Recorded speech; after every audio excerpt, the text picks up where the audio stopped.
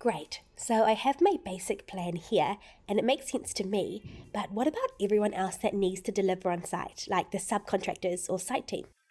Well, I'm going to assign some fundamental information to my tasks to help the people that I work with understand what the targets are.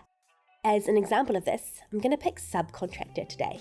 Now, if I want to assign a subcontractor to my tasks, I can do that in two ways. I'm going to start with compaction testing. So by double-clicking the bar, I can open the inspect panel and expose all the information about this task.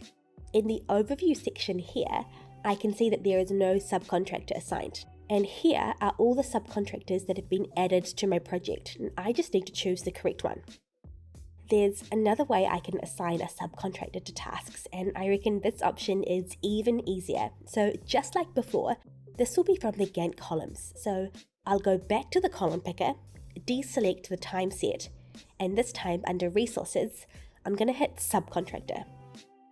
So let's click out and view these columns. Cool.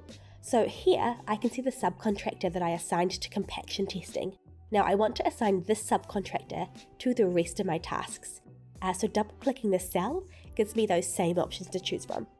Now doing this one by one would be a bit of a drag, so I can select a cell that I want to copy, hit Ctrl+C, then go to the blank subcontractor cell and paste with Ctrl+V. Easy! In fact, I can paste on multiple cells, so if I select here, then whilst holding Shift, select this bottom one, I'll select multiple cells and then Ctrl+V again will paste over them. Cool. Now the cool thing to remember is that this type of behavior is the same across every asset I want to assign to a task. So whether it be a resource, a calendar, or something more intricate, everything can be added from the task or the Gantt table. Also, if there's something missing like a new subby or a specific material you need, any project admin can add this to the assets for you.